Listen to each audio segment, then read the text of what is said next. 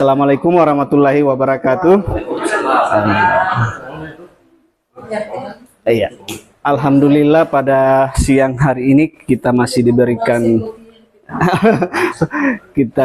kesempatan ya dalam rangka diseminasi saya tentang rencana tindak lanjut ke depan dari program PKG PJOK ini sendiri. Dan sebelum masuk di dalam rencana tindak lanjut, ini di materi yang kami dapatkan kemarin ini ada beberapa model pembelajaran yang kami dapatkan, dan sebagian besar mungkin kita sudah tahu semua model-model pembelajaran. Cuman yang paling utama di kegiatan yang saya dapatkan adalah model SEM dalam pembelajaran. Apa itu SEM? Ya, Sport Education Model. Ya, ya. Jadi ini bukan, kalau berbicara olahraga mungkin seperti ini, tetapi kita menginginkan teman-teman guru di mapel lain bisa mengadopsi model pembelajaran ini. Ya, bola. Baru SEM itu apa? Sport Education Model. Education Model. Pendidikan model. Ini yang terbaru dan ini memang sangat heboh di kalangan PKG kemarin karena ini model terbaru dalam proses pembelajaran. Kalau yang lain kita pelajari ada peer assessment, model komando apa semua, kan semua kita sudah tahu semua. Cuman ini tambahan dari apa yang kami dapatkan. Terus selanjutnya dari proses SEM ini sebenarnya bagus digunakan dalam membentuk suatu produk. Ya, kalau kita berbicara ke depan itu hasil menjadikan produk, ini bisa kita gunakan. Karena di dalamnya kita berbagi peran. Sebenarnya kita sudah biasa lakukan ini, cuman pengorganisasinya itu yang belum jelas. Ya, contoh saja, kalau contoh kasus yang kita biasa lakukan di sekolah adalah meeting kelas. Meeting kelas siapa yang pelaksana? Pelaksananya biasanya kan guru yang jadi wasit, ya. Nah, di dalam Sport Education Model kita usahakan bentuk kepanitiaan itu siswa sendiri yang terlibat, yang bikin kepanitiaan, memilih wasitnya siapa yang dari siswa. Nah, bagaimana kita kaitkan dengan materi pembelajaran yang lain? Contoh, di guru produktif RPL mungkin bisa membuat sebuah poster desain untuk suatu pertandingan. Itu fungsinya di situ di guru produktif. Jadi kita berkolaborasi dalam suatu kegiatan. Jadi semua guru mata pelajaran bisa terlibat di dalam. Ya. Itu fungsinya SEM, makanya di diseminasi ini yang saya perkenalkan ya. Oke, kita lanjut ya.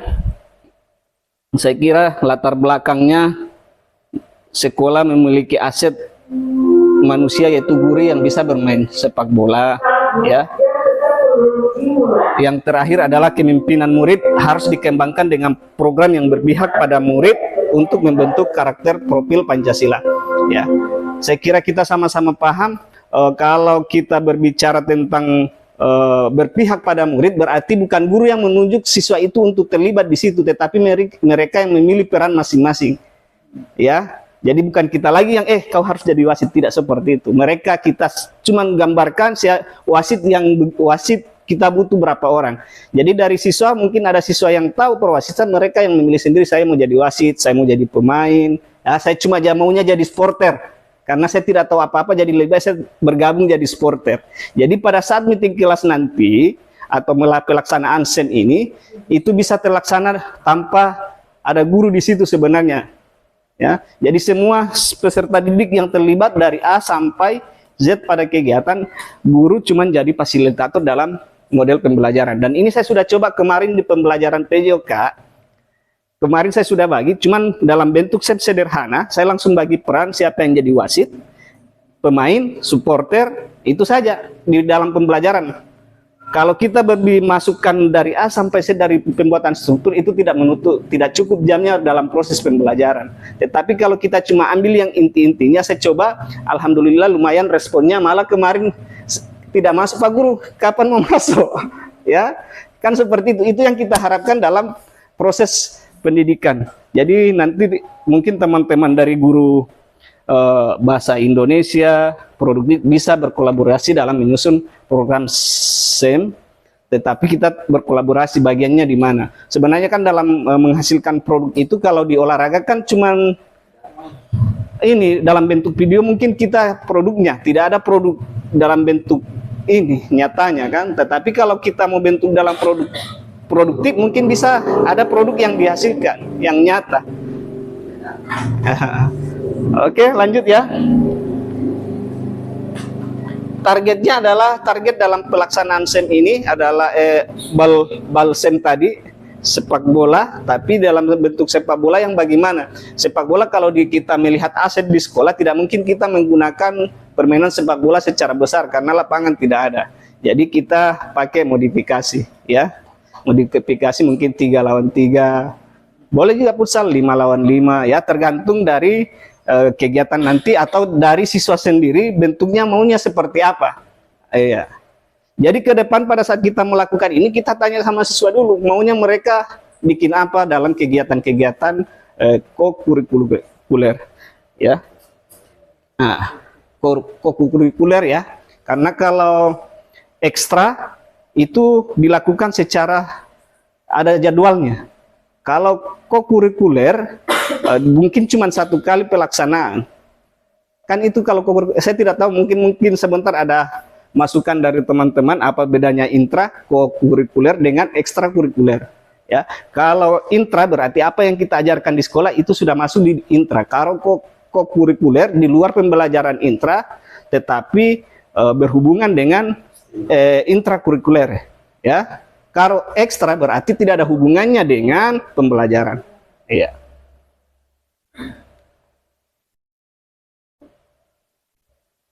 Oke, ini mitra utama yang jadi rancangan. Mungkin modal manusia ada kepala sekolah, model fisik lapangan sepak bola, finansial bos, modal sosial, mungkin koordinasi dengan kepala sekolah, wakasek, guru mapel, guru POJK, ya. Jadi mungkin nanti kita tergantung melihat siapa yang bisa kita libatkan dalam program itu, ya. Tapi kalau kemarin waktu sesuai dengan pembahasan apa yang kami dapatkan, semua mapel itu bisa kita masukkan. Kalau capai CP pembelajarannya kita ambil, pasti semua guru mapel bisa masuk di dalam kegiatan tersebut. Nah, ini yang terakhir mungkin rencana evaluasi. Kepala sekolah sebagai monitoring pelaksanaan. Yang kedua, membuat angket murid untuk mengetahui apakah kegiatan berlangsung dengan baik. Yang ketiga adalah melakukan refleksi setelah kegiatan berlangsung. Yang terakhir adalah guru mapel PJOK melakukan umpan balik setelah kegiatan, entah itu sesama guru atau dengan peserta didik. Saya kira itu apa yang bisa sampaikan. Tantangannya yang terakhir mungkin yang tantangan adalah ini, guru olahraga mungkin memerlukan pelatihan khusus untuk memahami dan menerapkan model sport education secara efektif, terutama dalam mengelola berbagai aspek seperti pembelajaran berbasis tim, tanggung jawab siswa, dan penilaian yang sesuai. Ya, jadi ini yang perlu kita ram, karena kemarin juga itu tantangan pada saat penerimaan itu kita diberi bagaimana membuat rubrik atau angketnya itu untuk peserta didik. Ya, jadi mungkin nanti kita berkolaborasi apa-apa yang jadi penilaian pada saat pelaksanaan ini berlangsung. Saya kira itu, terima kasih. Mungkin ada tanggapan dari teman-teman semua. Oke. Silakan Pak Opan. Terima kasih Pak Yus, menarik. Ini mungkin bagaimana ya? Kalau tanggapan saya Pak Yus, ini sangat ini kan, berpihak kepada siswa. Karena biasanya kita orang itu apa ya, ketika hubungan dengan permainan sepak bola yang saya tahu dan siswa tahu itu hanya menendang menggunakan kaki bagian dalam, luar dan turun kaki, itu terus. Jadi arahnya bola kemana kita orang tidak pusing, yang penting cara pengenaan bolanya juga sudah pas. Iya. Bang, ini jadi satu apa ya, bisa dikatakan tantangan buat kita yang bisa kita kolaborasikan dengan mapel kelima, khusus mata pelajaran Tejas. Ya, kebetulan ada yang Ibu Ellen sebagai koordinator PEDUMA. Kira-kira bagaimana Ibu Ellen? Karena melihat dari yang tahun kemarin ada dari apa ya? Ada dari Gorontalo ya, Ponika. Ya kan? Bisa tidak untuk Tejas bukan lari dari materi PEDUMA, orang ambil untuk peran sebagai wasit untuk ke meeting kelas. Dia tidak lagi mau cari guru olahraga untuk wasit, pasang net, ya kan? Oke. Kira-kira bagaimana itu? Kira-kira bisa tidak? Karena guru olahraga pun setelah selesai ujian tetap urus nilai. Sama juga jadi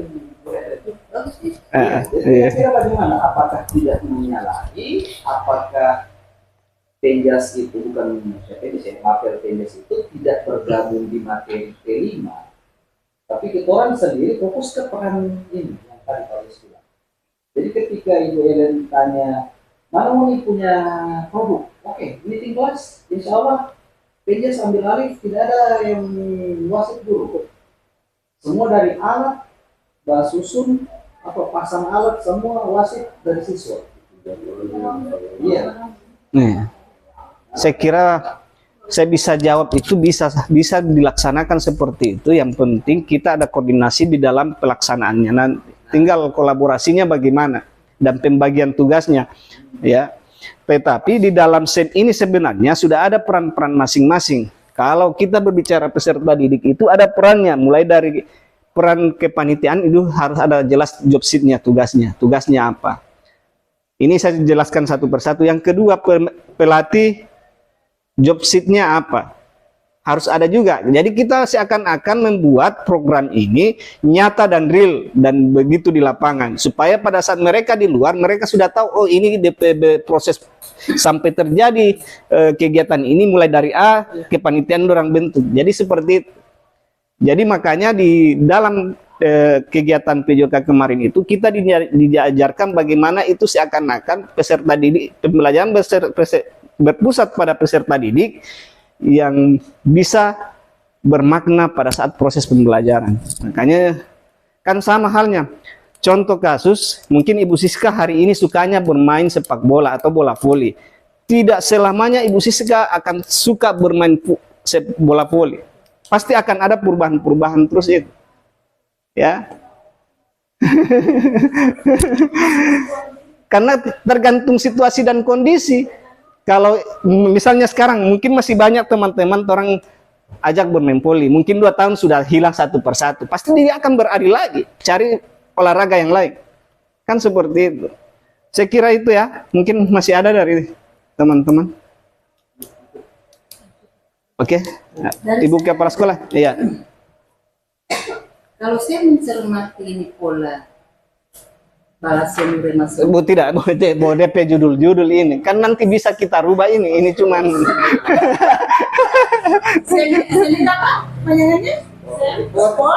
education model. Jadi sepanjang Bapak menjelaskan, saya mencari kata kunci yang ada di sana sehingga terbawa pikiran sana. Kepikiran saya ini satu pelatihan kita untuk anak-anak itu bagaimana dia menjadi seorang event organizer. Betul. Betul Bu. Dan ini bukan saja jadi olahraga, bahkan menjadi modalnya untuk pendidikan life skills. Setelah lulus dari sini, dia event organizer ini dibutuhkan sekarang. Nah, kita bisa merasakan manfaatnya. Saya Pak Pesta, itu guys. Betul. Iya. Kita enak sekali di selama pesta, kita tidak pusing bagaimana mengganti tamu, bagaimana ini. Dan kita dimasukkan tadi, ketika kita ada meeting kelas, kita cukup kasih tahu saja bahwa kita akan melaksanakan ini. Iya betul Bu. Iya kan? Iya. Jangan itu hal kecil, jangan kan di meeting kelas kita punya event di sini, mau ulang tahun mau apa. Ketika anak-anak mulai terlatih dari sini, ya itu terbiasa. Nah, ini yang belum ada di SMA.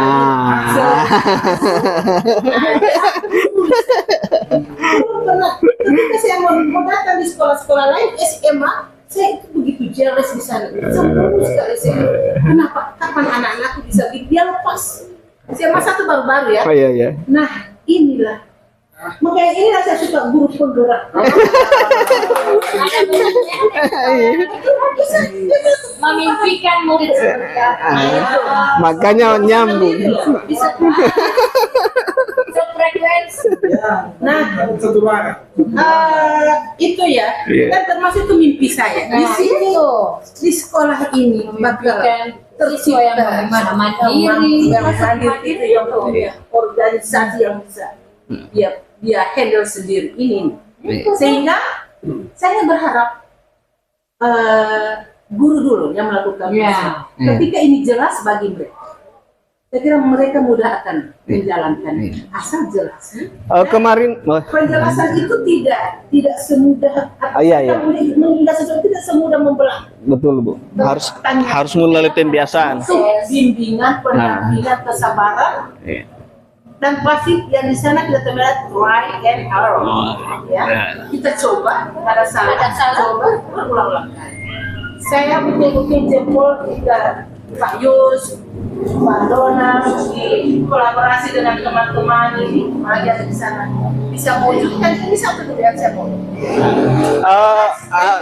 Iya, makanya saya sudah sampaikan tadi di proses pembelajaran kemarin di permainan sepak bola, saya sudah mencoba model pembelajaran SEM ini, walaupun cuma 3 kategori yang saya bikin. Yang pertama dari pemainnya siapa, wasitnya dengan tim supporter.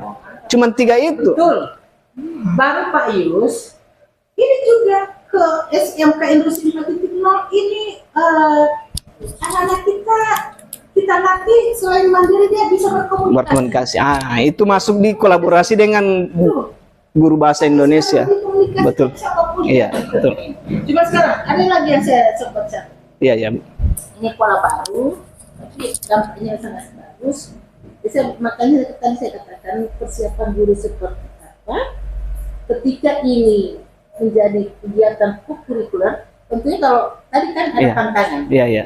Tantangannya kan ini sesuatu permainan tim atau apa ini?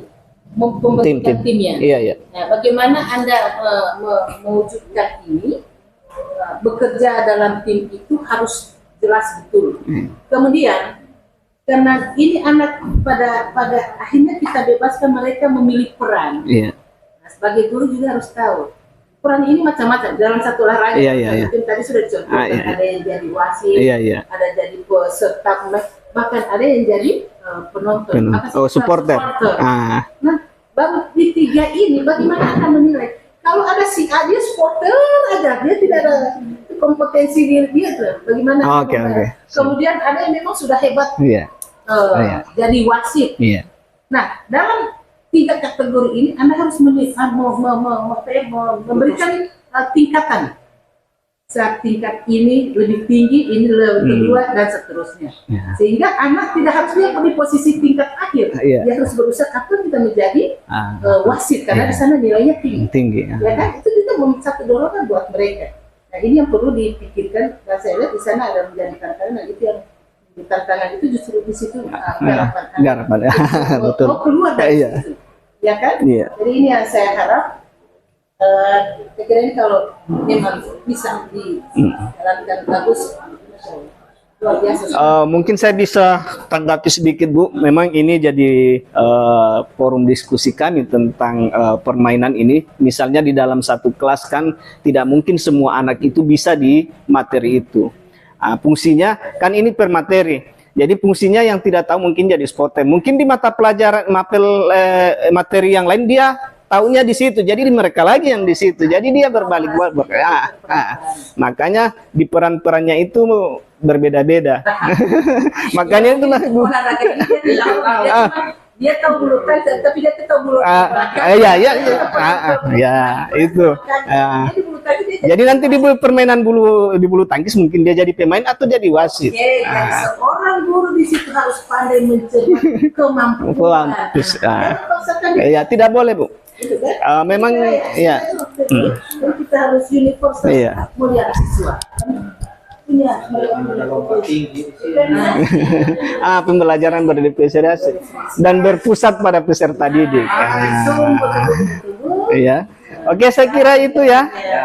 Terima kasih atas kesediaan Ibu Kepala Sekolah, teman-teman yang lain untuk mengikuti diseminasi singkat saya. Terima kasih. Saya tutup dengan sebuah pantun ya.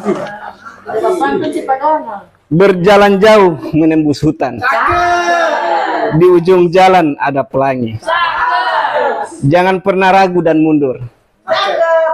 Kolaborasi menuju kita ke suksesan ke depan. Pada intinya kolaborasi. Itulah kolaborasinya dengan tata usaha seperti apa, dengan desa. Baik, saya akhiri. Wassalamualaikum warahmatullahi wabarakatuh. Waalaikumsalam warahmatullahi wabarakatuh.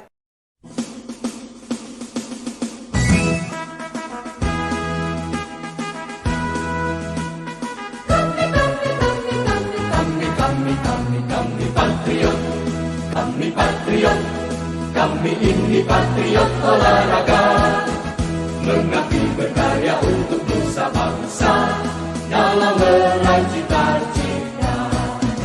Kami patriot, kami ini patriot olahraga, gigi dalam berjuang di medan laga, berbakti untuk Indonesia. Kesetiaan adalah kebanggaanku, disiplin satu-satunya nafasku. Demi jayanya sang merah putih, kehormatan adalah segalanya. Gemetar tulang mendidih darahku, semangat berapi membakar batinku. Tuhan adalah kekuatanku, setiap ku hadapi lawanku. Kami ini patriot olahraga. Biar mata dunia memandang Indonesia, kita dahsyat dan perkasa. Biar mata dunia memandang Indonesia, kita dahsyat dan perkasa. Kami patriot.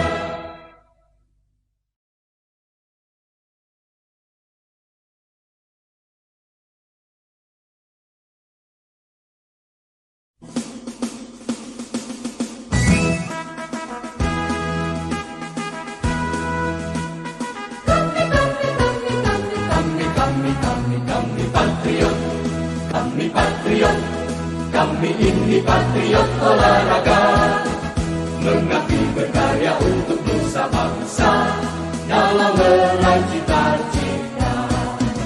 Kami patriot, kami ini patriot olahraga, gigi dalam berjuang di medan laga, berbakti untuk Indonesia. Kesetiaan adalah kebanggaanku, disiplin satu-satunya nafasku. Demi jayanya sang merah putih, kehormatan adalah segalanya.